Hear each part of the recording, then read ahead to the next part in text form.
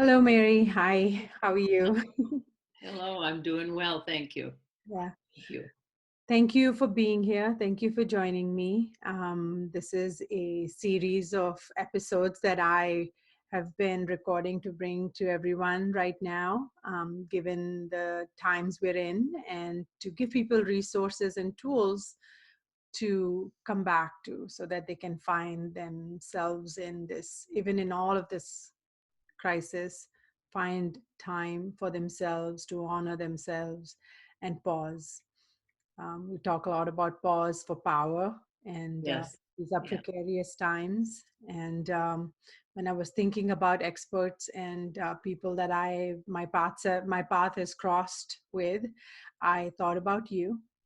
And I remember our meeting a few months ago, or maybe yes. 5 months ago, and I had the honor of watching you speak, and it was very inspiring. Thank You you. did some incredible work in that workshop, and I always knew our paths were going to cross again. Yes, yes, yeah. We kind of connected right away.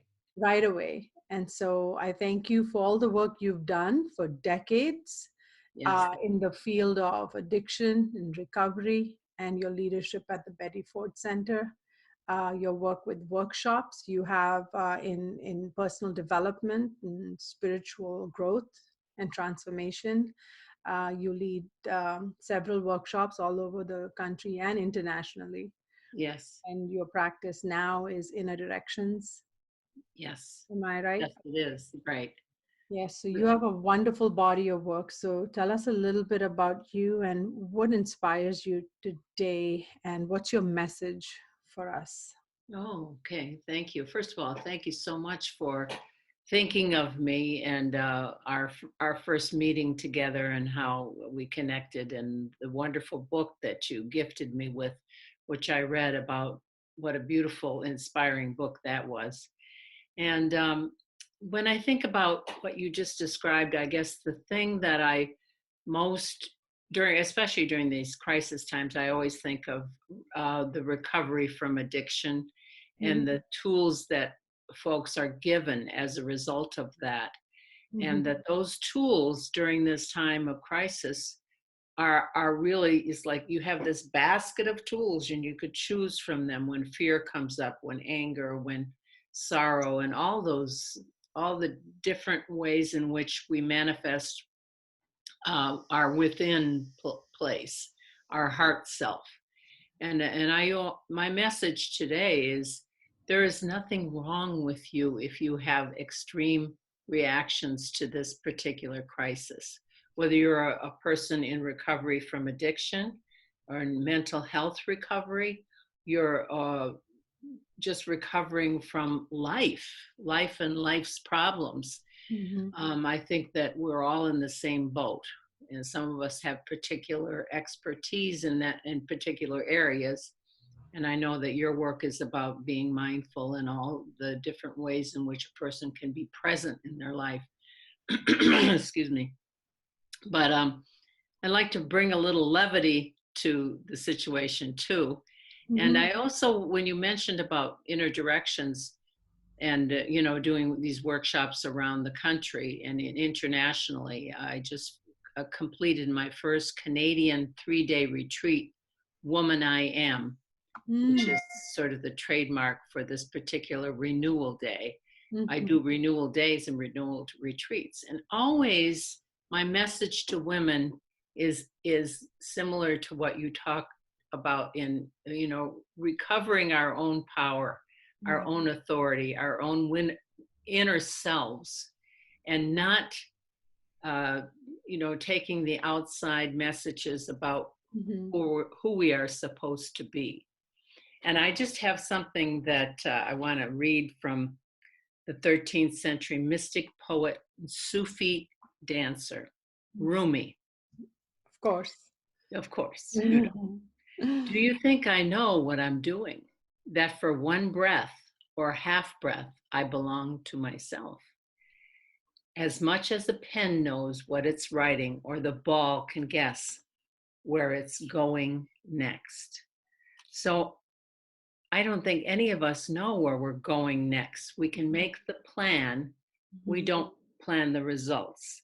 And when I'm talking to people who are in recovery, especially early recovery from addiction, and this applies again to mental health issues too, these particular tools can work for anybody if they're suffering from depression, the impact of the virus now on all of us, our family life, and all of that. The thing about addiction is that there are three closed spaces with addiction, and that is the opinionated mind, Mhm. the closed down heart, and the well defended body. And Mm. since I do a lot of experiential work with Woman I Am workshops and other workshops that I present, I always talk about people using the particular tool, which I'm sure you're familiar with it, and that is we can go into a downward spiral if we stay in our mind, the Mhm. magic magnifying mind, and we get stuck in a negative spiral. And I've done it. I don't do anything perfectly. But when we do that, to remember that if you get up and move a muscle, change a thought, that Mhm. we can move. And of course, those of us who are kind of homebound, except for walking outside now, that's a particularly good tool. So let's say I'm sitting there thinking, oh, I might be dying, or what if my family, because I have family across the country, and all of us have been impacted in different ways. But if I get up from my desk and I go move to another room, move outside, take a walk around the block, changes my whole attitude and my mindset. Yeah.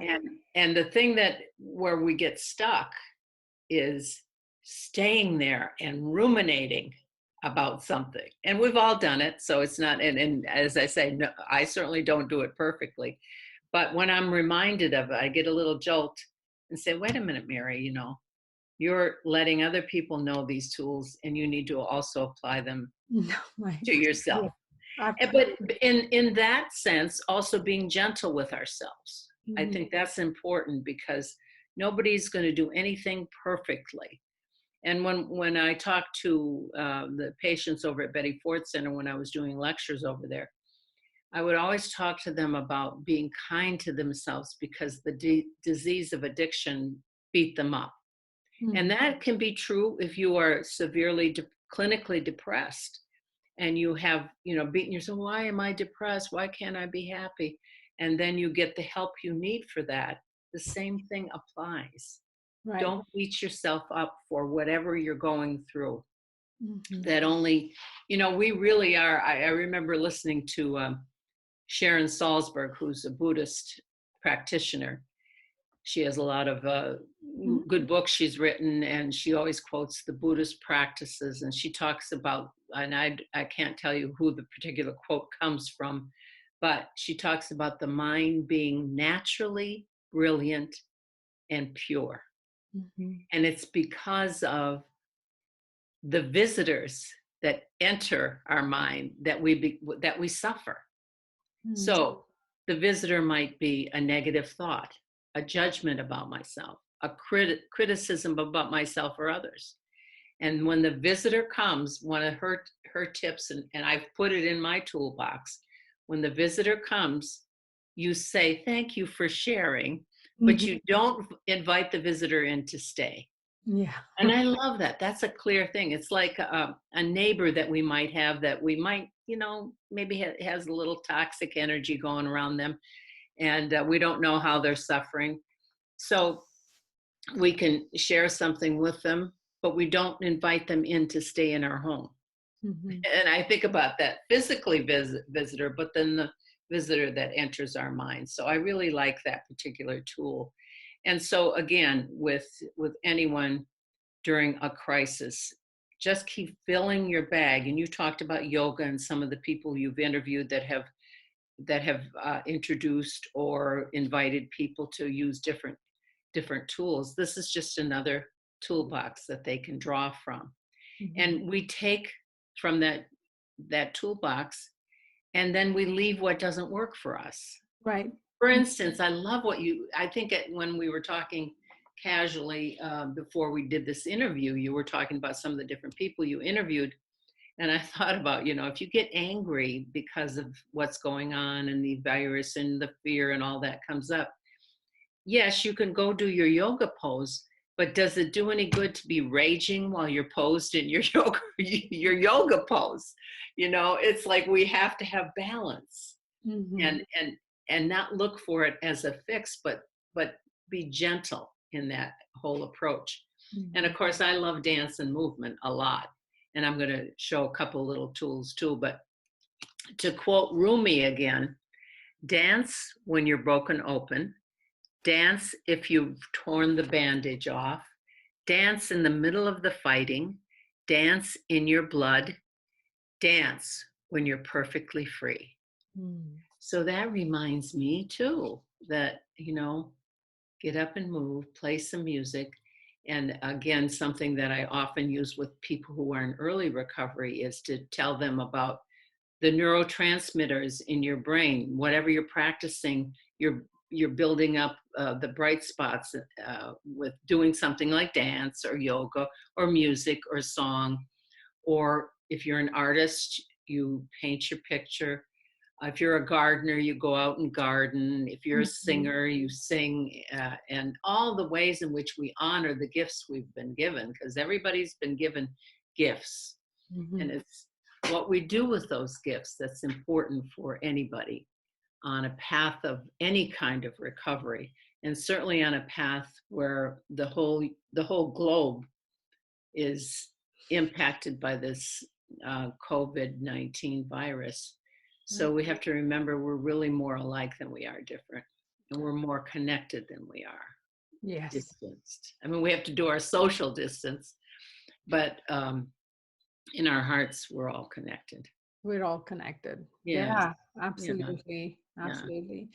I was thinking about, connected to what you just said, is that even before this, quote unquote crisis happened, uh, Right. there were people experiencing just day to day stresses and strains and, with the pre existing PTSD and from Right. from other trauma or abuse or relationship, or maybe veterans, or maybe someone going through a divorce or chronic other medical, financial, career. Right. Right. There was already perhaps pre-existing Right. trauma and stress, and now this got added on, and it's kind of like the image of a stress sandwich, like Yes. people that are just like maybe getting crushed in this moment, trying to hold it all together. Right. What would be a tool for someone experiencing chronic stress from from the compounding effects of their lifelong stresses? Right. Well, one of the things that a simple tool, and I remember in the family program at Betty Ford Center, of course, the families came in under a lot of stress, and the opinions they had about, and the judgments they had about themselves, thinking they caused the addiction in their family. And Mhm. oftentimes we would do something very simple in a circle with each other, and we would just take some nice deep breaths, of course, and then we would tell them to please do a nice big ha, a nice big ha.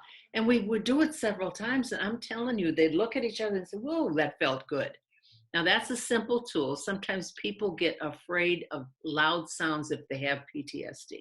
Mm. So with any of these tools, of course, you have to do what works for you without overdoing something to trigger something in yourself. But most people who, and I'm sure you are aware of this also, most of us have experienced some kind of trauma at some time in our life. But certainly, if you've experienced trauma, you know what feels safe and what doesn't feel safe to you. Yeah. Most of the time, you do.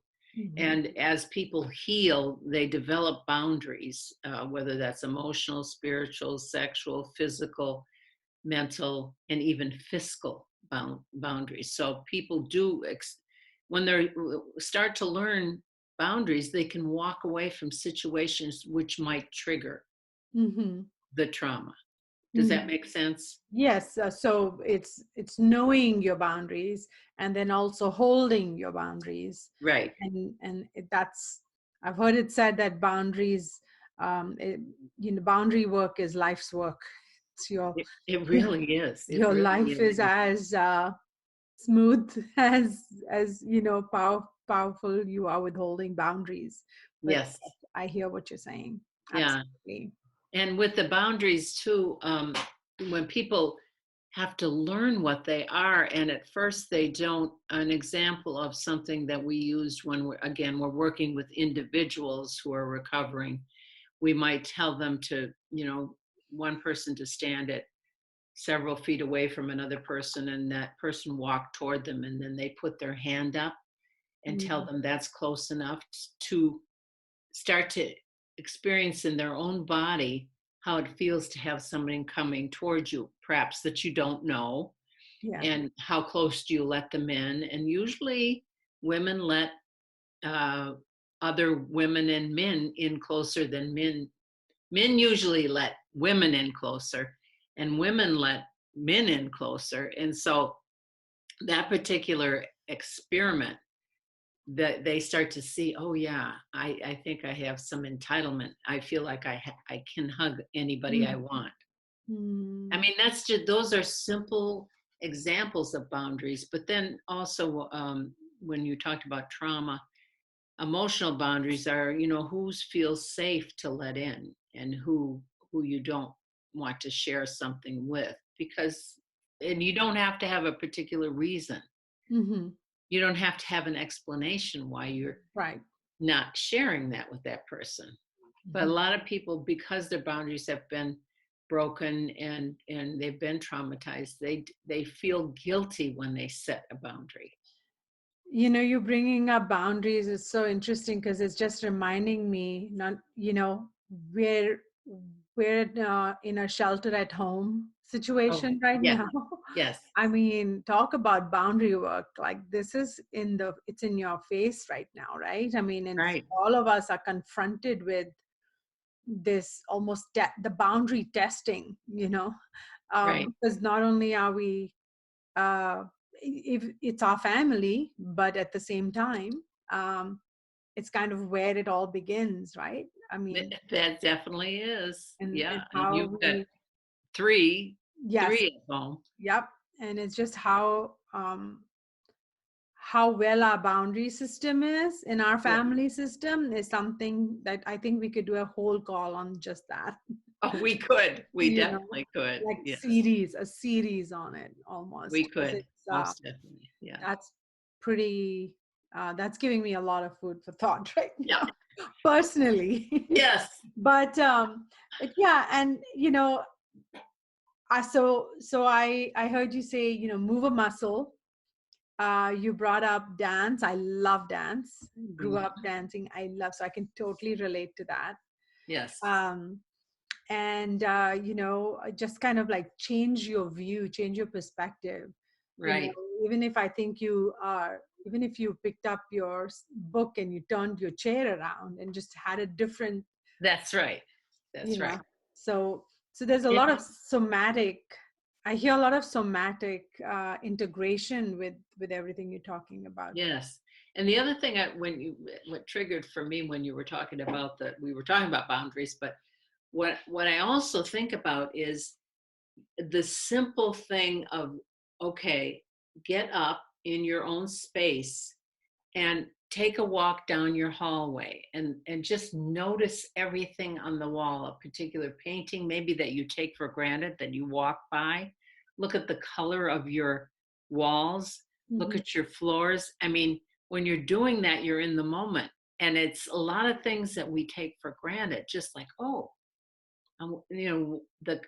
the what it took to build your home, who were Mm, the builders that built your home, who were the people that contributed to this lovely place that you live in. yeah. And I mean, that brings you back to the present moment too. And when, again, under stress, as we all are now, that could be a simple game in a family where everybody gets to look for things, and then they come back together and say, this is what I noticed. This is what I saw when I walked around. Actually, when I think about that, we did that in Toronto, in the Toronto area where I did the Woman I Am. We took the first part of the retreat to take a look at the surroundings. We were in a retreat home, and it was actually a lovely setting. And we did some quiet walking around. We had, I think there was 15, maybe 17 of us, maybe 15. But anyway, everybody just walked around quietly. And my instruction to people was to don't escape into talking, which is always, we always want to talk. Ooh, look at that. Oh, this. Instead of just notice. Notice your surroundings and then come back. And then everybody gave a little feedback on what they noticed, and everybody noticed something different. So then collectively, we created I didn't notice what you noticed. And look at that. We're much better and stronger together than we are separately, because we can collect all of those gifts of our surroundings. So, I mean, there's so many things that are so simple that we can do as, and I don't know if you're a gardener, but my sister was just visiting from Wisconsin. She's a gardener. So we went out walking and in the desert, and she was noticing plants. And I have another friend that I walk with that also notices plants and knows the names of plants. And I don't remember the names of, I know bougainvillea and I know cactus, but they are very specific about what they know. And they notice the beauty in a different way that I do.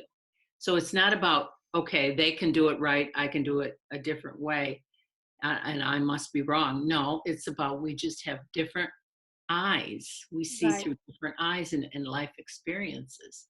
And that is also something that's helpful during these kinds of really stressful times, is to just, you mentioned pause. Is it pause through power, or what was your expression? Yeah. Pause for power. Yeah. Pause for power. And one of the things that we use in recovery communities is pause when agitated. Take a deep breath. Pause when agitated. Yeah. And have restraint of tongue, of pen, and of course of email and text. Yes. And all those things that all we can that get. has to be added. Yeah. That we can get reactive. All of us can, when we're under stress and when we're feeling fearful.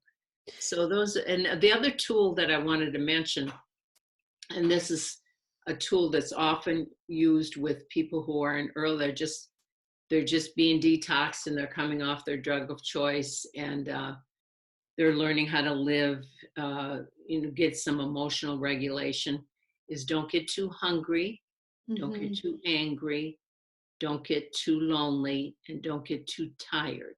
Halt. So, halt. That halt. Yeah. And that's good for everybody. That's good for everybody. Everybody. Yeah. So if you're stressed out because of these times and you want to react by, swearing at somebody or getting mad or having an argument, pause when agitated, move a muscle, change a thought. And, maybe you're hungry. Maybe you don't even recognize you're hungry because you're not paying attention to your body. Yeah, I think you bring up a really, profound point on self-regulation, right? All these different tools to self-regulate and be in flow. Yes. Do no harm. Be in flow. Do no harm to self or others. That's right. And I think about the community, in the recovery community, addiction community, and many times, as of course you're aware and you've taught, the addicts or those in recovery go to their choice of whatever addiction or acting out, right, whether it's at a bar, whether it's at a friend's place, or whatever else, whatever whatever the choice may be. Right. And you don't even have to be a full-blown addict. You could just be someone who leans to those choices to cope with stress Right. and to check out in a way from being with what's dysregulated perhaps. And now That's that right. choice like has been taken because you shelter at home. Right. There's some variables have been like removed. You don't have those choices as much anymore. And I think that puts people in recovery in very interesting crossroads. It's almost like it can accelerate, and at the same time, like you mentioned, the spiral can go in both directions. In both directions. That's And in right. this present moment, I believe everyone has access to finding a path to heal and transform.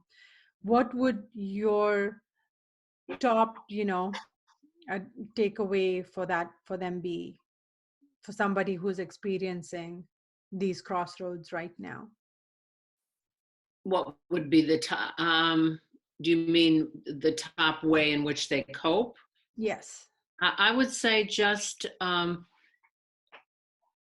think the few things that I mentioned about being present and what are the ways in which you nourish yourself in a healthy way, whether that be, for some people they like to sit and read quietly, read a book or a meditation, or maybe they like to pray in a way for their particular, if they belong to particular religion or spiritual practice, to do the things that nourish you, Yeah. that have nourished you over the years, as a recovering person, certainly.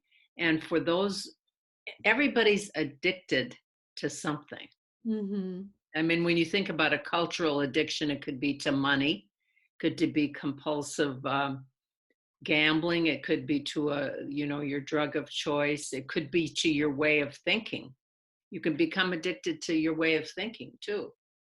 Yeah. And so I would say any of the tools that you can use for self-soothing, Mm-hmm. for relaxation, for mindfulness, for taking good care of yourself, as in halt, don't get too hungry, angry, lonely, and tired, Mm-hmm. and for the simple practices that work for you, or to seek them out. Now, one of the very simple things that I've used this with children, like in families, but also with adults too, and that it's a simple where you just pause, Mm-hmm. put your hand on your head, Mm-hmm. and you say, quiet mind.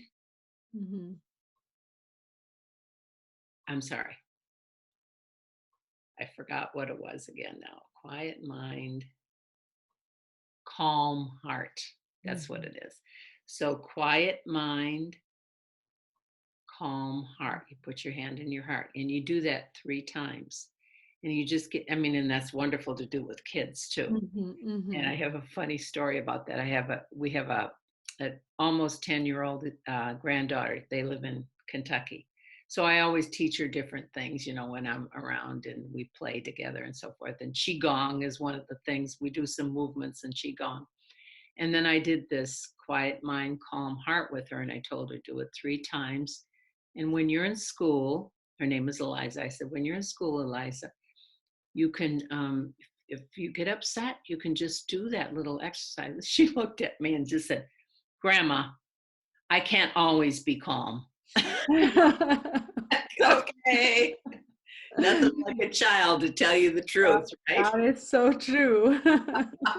Yeah, we can be calm and quiet when we're practicing our particular, like with you, and then with me working with recovering people, and then applying it to ourselves. But then the child's wisdom comes up. It's like, Oh, I can't always be absolutely. calm. Oh, no, absolutely. I Yeah, mean, they say the best stuff, these kids. they Yeah, do. they're They do. amazing. Yeah. Amazing.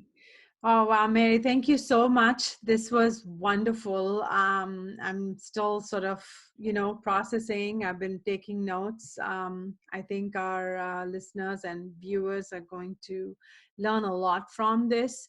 And I want to share with them also a little bit about what you're doing next and Okay. how we can continue to, be in touch with you and anything else that you want to share. Okay. Thank Yeah. you. So Yeah. what are your next I know things are in so much in transition right now, Right. but Okay.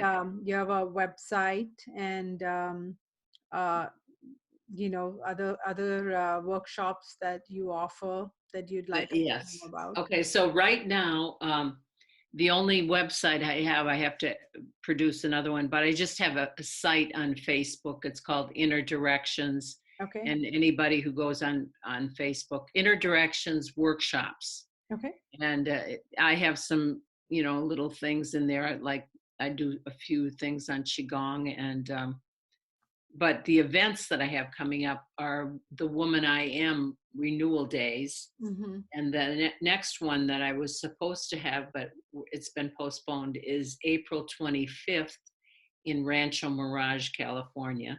Okay. So that has been postponed, and I will notify folks of the next one. So I've done the Woman I Am Renewal Days is sort of my focus right now, Mm-hmm.